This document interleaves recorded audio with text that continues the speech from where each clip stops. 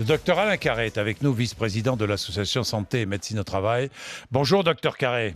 Oui, bonjour. Alors, je rappelle que 4 critères de pénibilité sont pris en compte depuis janvier 2015 pour le travail de nuit. Bon, le compte pénibilité est entré en vigueur depuis le 1er janvier 2015. Est-ce qu'on est concerné ou pas Cela va être simple, c'est ce qu'on nous disait. Mais enfin, bon, c'est pas si simple que ça. Parce que c'est même très complexe, n'est-ce pas, docteur ?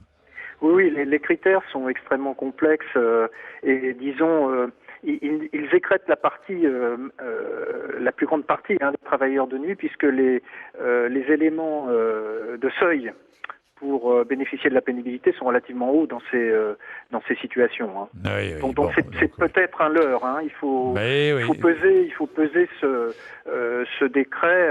Est-ce que vous pensez, docteur, oui, on va pas parce que ce décret, c'est vrai que c'est compliqué, mais est-ce que vous pensez, docteur, que la pénibilité du travail de nuit n'est pas assez prise en compte dans notre société ? Absolument. Ouais. Absolument, parce que en fait, un travailleur de nuit, c'est quelqu'un qui se dévoue pour la collectivité, on peut dire. Oui. C'est-à-dire, c'est quelqu'un qui va laisser une partie de sa santé, d'une manière ou d'une autre, d'une façon ou d'une autre, pour un service essentiel, par exemple, le service hospitalier ou la sécurité, la police. Oui, ou même le boulanger qui travaille de nuit. C'est essentiel d'avoir son pain le matin. Absolument. Donc, effectivement, la pénibilité devrait être reconnue de façon beaucoup plus importante pour ces salariés qui, en quelque sorte, se sacrifient. Oui. Parce que on est au cœur de la contradiction quand même du travail, là, c'est-à-dire contradiction sociale. C'est-à-dire vous laissez une partie de votre santé à gagner votre vie. Exactement.